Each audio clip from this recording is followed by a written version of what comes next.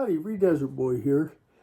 Yeah, I decided I'd kind of like to do a series on, I guess I would call it, these will be my opinions and related to me in the path that I took when I started getting to where I wanted to get back into firearms and also getting to the point where I was somewhere where I could consider doing everyday carry or concealed carry and how I got there. Remember, these are just my thoughts and opinions.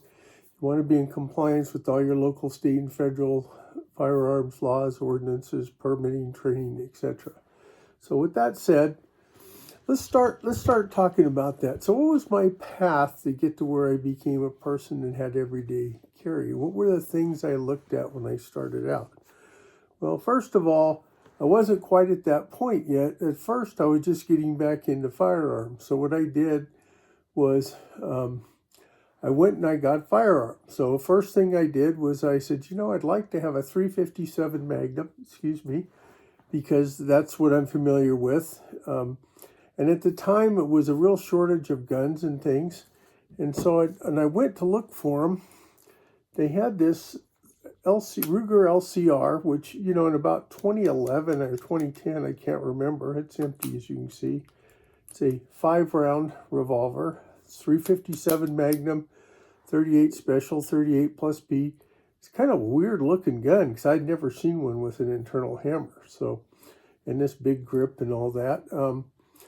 I'd seen the more traditional Smith & Wesson J-frame probably, but anyway, I wanted a revolver because that's what I was familiar with. So that's where I started. When I was young, I lived in the desert. You go out, walk around. My grandma would be like, "Where's your 22 pistol?" Because you're walking around out around snakes. So it wasn't like I was unfamiliar with it. It had been a long time since I'd gone and done any of that. So first thing I did was, I got an opportunity to go on some training. And it was at a dedicated site in Nevada where they had a 4-day defensive firearm course that my friend, one of my friends had a membership at, and he invited me, and at that time also my daughter. But I went back later on because we weren't able to finish it at the time. There was a lot of weather, and there was some health issues for my daughter and things. But anyway, so the first thing I did was training. So I went to him. He was a certified NRA, basic firearms instructor. So the first thing I did was I got a basic firearms course. Now, I was familiar with that. I'd had hunter safety when I was younger. Training never hurts, okay? And it's good to get the refresher, get current on what's there. Plus, when I did all that, I was very young and laws had changed a lot. So when I started out in my younger years, the laws were different. And so it was good just to review basics, training and all that. And my daughter and I both went through the course. So first thing I'd say is, training. You want to get familiar with that, know what the laws and regulations are, different kinds of firearms, but most important, safety. Safety is always number one with firearms. Okay, that's the most important thing that you can concentrate on. So I did that. Okay, got the training, went on the defensive handgun course. By then I had bought some guns. I'd also bought a 22 rifle, and so I was at a point where I was like, I had that. Eventually I got a 9mm because that's the most prevalent carry. I got Sig Sauers instead of Glocks, and I got a Springfield Armory 1911 because I liked 45. I always wanted to have a 1911. So that was kind of my way of thinking about firearms. Revolver, should learn about, get my 1911, get my 22 plinking rifle, and then, learn about 9mm and these other guns. So how did I go about that when I was starting out, right? And this will be, as I go through this, basically I should have said in the beginning here, it's going to be about 5 parts. So best to watch them from, part 1 through part 5. And I'll try not to make them too long. So what are the basic things I looked at when I would go to look at a gun? Purpose of use. What am I getting it for? Target, EDC, home defense. That's where you kind of start looking at it. For me in the beginning, I just wanted to have a gun so I could train and I could, go to the range, right? Then later on that became, part of the home defense. And then eventually I got to the EDC part of it. So I looked at the caliber. I got a 38, a 357 because it shot 357, 38, and 38 plus P. So that's 38's probably the weakest load, 38 plus P is a little stronger, 357 very strong for a small gun. So it gave me flexibility in learning, and it wasn't something I was familiar with, a revolver. Then I looked at shootability, skill, practice. So what you want to do is, and this is especially important, I think, a lot of times, because working with my daughters, we've been going to the range at different times and things. People make assumptions. Well, if it's a small gun, that'll be easier, maybe for my daughter to shoot. That's just not necessarily true. I would say that snub-nosed revolvers that a lot of people pick for folks, as like a J-frame or something. In case those of you are not familiar with what a J-frame is, you maybe don't know what a J-frame is. A J-frame is basically like this one's empty. This is a J-frame. It's like this LCR. It's just that the Smith & Wesson has been making these for a long time, and Ruger made those other ones recently. That's empty. It's something like this. These have generally more recoil. Shorter sight radius makes it harder to stay on target with the recoil. And so maybe not always the best gun for somebody. Actually, one of these in a slightly larger frame, like a K-frame, with a 4-inch barrel is probably easier, and better yet, maybe something like a 22. So, if you don't like if you're going to learn and you go with somebody and like, hey, I really don't like shooting that one, just tell people, this is not what you want to shoot, because how you develop your skill and your shootability of it is going to depend on how much practice you have and things.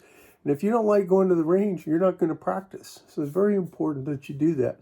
So this recoil management is important. So if you get something that the recoil is just not manageable for you or something like that, and I'm not just talking about, whether it's my daughter, I'm talking about as we age, I've had to make adjustments for myself. But some people are like, oh, you have to be able to shoot a 44 Magnum. You don't have to be able to shoot a 44 Magnum unless there's a good reason for it and you train for it and you condition yourself. Maybe you're going hunting for pigs or something like that. If you don't need something like that, that's why the purpose of use becomes important, right? What you're going to use it for, and then you kind of pick your caliber, and to develop your shootability and skill and practice. So those three things kind of go together. So caliber at that time, like 38 for me was a good basic caliber. 9mm, the more frequent one that most people start with. But, making sure that you can manage the recoil and all that. And in picking your caliber, you want to make sure you get a weapon that has support, that has things like if you don't like the sights or you want a different holster, or they'll actually support it with warranty, repairs, or picking your local gun shop. Do they help support, fault? Do they help back up the gun in case something doesn't, in other words, if it's not working right, will they, be good about helping you with getting it warranty maintenance or something like that. I had experience with the rifle early on, and the dealer took it and sent it back to the manufacturer and all that. Nowadays, sometimes you have to do those things yourself, and it's not something I would prefer. I'd rather not have to do all that. So one, purpose of use, caliber, in reference to the holster and the support, the shootability and the skill and practice. Make sure you get out there and practice and you find something that you develop a good shootability and you're proficient at, and it's something you like to do and can management. And then you start thinking about, if you get to the point, when I started out, I lived in California. Concealed carry permitting in California is a more complicated venture, and it's time consuming. It's not easy to get them. So concealability wasn't a factor. You can't even carry a gun in your car loaded, without having a permit. And then you have to keep it unloaded and locked and all that. So something never entered my mind. I just, had got the gun so I could go to the range and enjoy the sport or the hobby of it.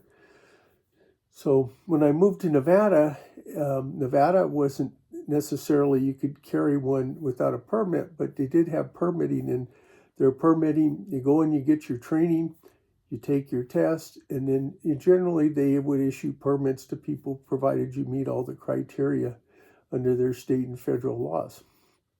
So that's the purpose that you have for concealment. Getting training, you usually got to do a shooting proficiency test in a lot of places and making sure that you meet the criteria for being able to be issued a permit or owning a firearm in general. Even in California, you have to take a test just so you can buy them. So, it's a different thing there. Other places, you don't even have to do that, but you do need to do that if you want to go ahead and some other places you don't have to do it, like Nevada, but you do have to do that if you want to carry it. So you concealment prep, right? So you start thinking about, what's the environment I'm going to be in? City, town, am I going to be in the woods and all that? And then there's other things to think about, like what they call travel reciprocity with other states. So let's start, we've talked about the purpose of use, the caliber, the shootability and skill, concealment prep, in other words, training, getting a permit and qualifying. EDC, think about the environment you're going to be in for carrying it and so forth. And then, of course, if you're going to travel with it, you need to know the laws of other places. So that's it for this portion of the video, kind of getting started. I've tried to share a little bit about what I did. I started out in California. Permits were hard to get. I went to Nevada, where you had to have a permit to carry. I live in Montana now, where they have a kind of I will use the term loosely, a constitutional carry. It has certain criteria where you don't always have to have a permit, but you do need it for certain places. But you do need it if you want reciprocity when you want to travel and things. And sometimes there's also enhanced permits. So with that, that's the end of video 1. We'll go on to video 2, which talks about more the selection and choice of why you might have a particular gun or the environment that you're going to be in for that, etc. As Desert Boy always says, be safe out there, whatever you're doing. Bye now.